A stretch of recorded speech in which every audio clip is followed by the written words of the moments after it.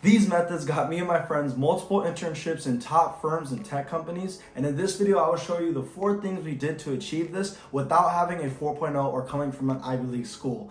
My name is Isaac, and last summer I interned at JPMorgan Chase in their Plano, Texas office and was very grateful to be one of the 31 interns that in my program across the whole United States. It was a very competitive internship to get into, and having a slight edge is what it takes to get that offer. The first thing that I'm going to talk about that is crucial and non-negotiable is having a perfect resume template. This is so important that the information that you put on your resume is spot on to the role or very similar, and that spacing on your resume is perfect. Most resumes are not even pushed through the initial application process if the template or spacing are off, because most companies nowadays use application tracking system, an AI that filters out what are harder to read. And for this, I highly recommend you use the link that I left in the description of this video. This will lead you to a Google Doc of my resume template that me and my friends have used to apply to these companies, and not only apply, but get into these top companies. And all I would recommend you doing is copy that resume down and then of course input your information.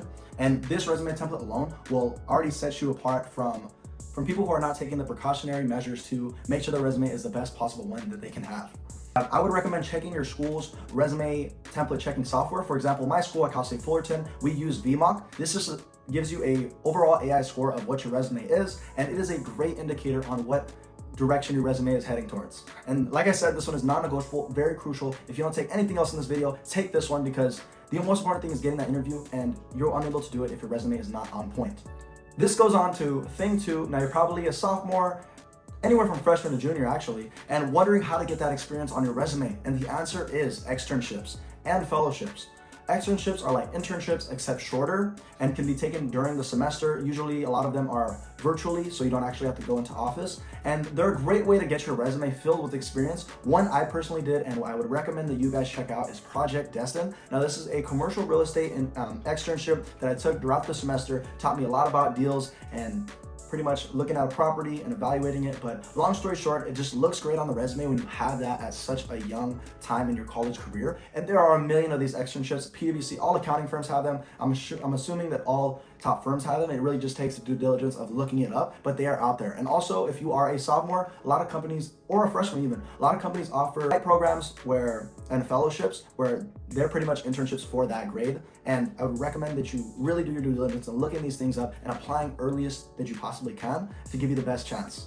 The third thing is to tailor your resume to the role. Now, I would be lying if I said I did this for every single role, but make sure that you have one that's in a similar bracket as the job you're applying for. And I would recommend having the description spot on to the job description. This just lets recruiters know that you're able to do the job. You've done something similar, you're able to do the job, and it's going to be a more seamless process than someone who has not done the role before. Action verbs at the beginning of your resume, because this gives you an edge on people who do not do this and would put their experience and keep it as their experience without tailoring it. It really does make a difference when you do this. So I highly recommend it if you want to give yourself the highest possible chance of getting that interview. That's all it really takes, is just getting the interview. The fourth method, and this one on top of having an amazing resume, is also very crucial. Build your social skills. The one differentiator that might be between one candidate and another was that one was more friendly and able to communicate better than the other. And that's the honest truth.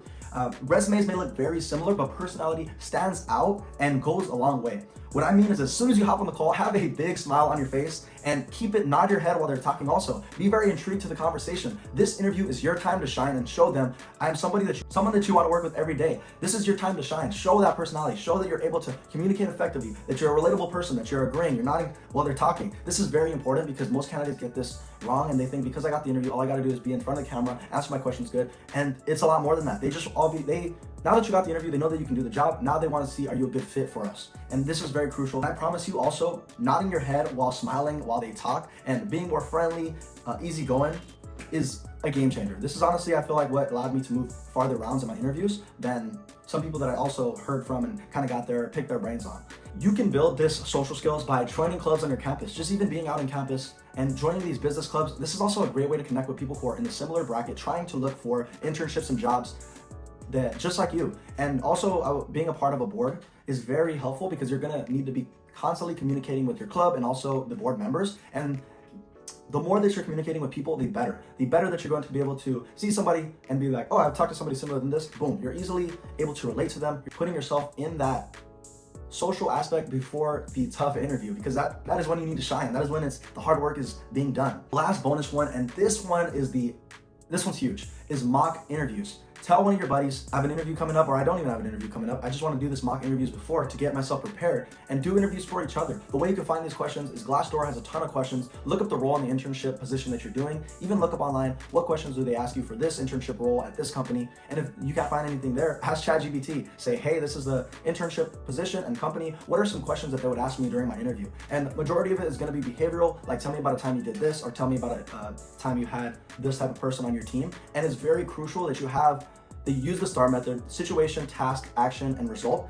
But you use the experience that you have on your resume. So have experience on your resume that you're able to talk about in a very persuasive way. You want to be persuasive when you're saying this. You want to show them that if they put you in any situation that they give you, you're able to effectively not only analyze the situation, come up with a solution, but execute the solution. They want people who are problem solvers on their team. And it's very crucial that with these mock interviews, you'll be able to already put yourself in that interview scenario, and you're able to kill it. You're able to absolutely do amazing because you've been practicing this constantly. And your friends, people who are serious about getting internships and roles, would happily give you a mock interview because you're also doing it for them. It's building that sense of community, making each other better. That is a fun atmosphere to be around, and very important if you really want to get the internships.